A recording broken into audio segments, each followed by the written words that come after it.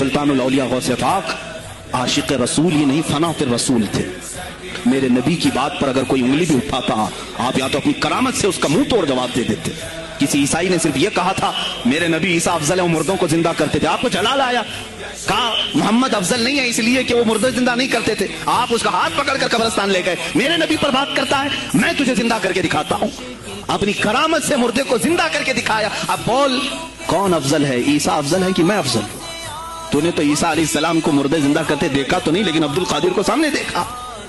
गौसे पाक ने कहा मैं अपना मुआजना ईसा अलैहिस्सलाम से नहीं करता हरगिज़, लेकिन याद रखना मेरे नबी पर अगर जुबान खोलेगा तो अब्दुल कादिर अपने कदम से उसको जवाब देगा। वो जवाब देते आपकी जिंदगी नामूस रिसालत की हिफाजत के लिए गुजरी है। सुल्तानुल औलिया गौसे पाक रज़ियल्लाहु ताला अन्हु की बारगाह में जब एक सवाल आया कि लोग कहते हैं नबी हर जगह कैसे हाजिर हो सकते हैं, आपने खुद करके दिखा दिया। कोई साहब आए, कहा हमारे घर दावत है, आप तशरीफ लाएं, कहा ठीक है आता हूं। थोड़ी देर बाद दूसरा है, कहा हमारे घर दावत आप आए।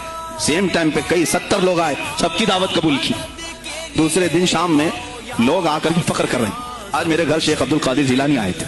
दूसरा कह रहा नहीं मेरे घर आए थे, तीसरा कह रहा मेरे घर आए थे। एक वक्त में सब घरों पर कैसे? सबों ने कहा उन्हीं से पूछते वो कहां गए थे। जब लोग आए तो सुनने में आता है कि आप एक दरख्त के नीचे बैठे थे, लोग सवाल करने के लिए आए, सब आपस में कह रहे हैं हमारे घर आए थे, हमारे, आप बताएं क्या किसके घर गए थे? तो उन्होंने कहा दरख्त के ऊपर देखो। तो लोगों ने दरख्त के ऊपर निगाह डाली तो देखा हर पत्ते पर शक्ल अब्दुल कादिर नजर आ रही है।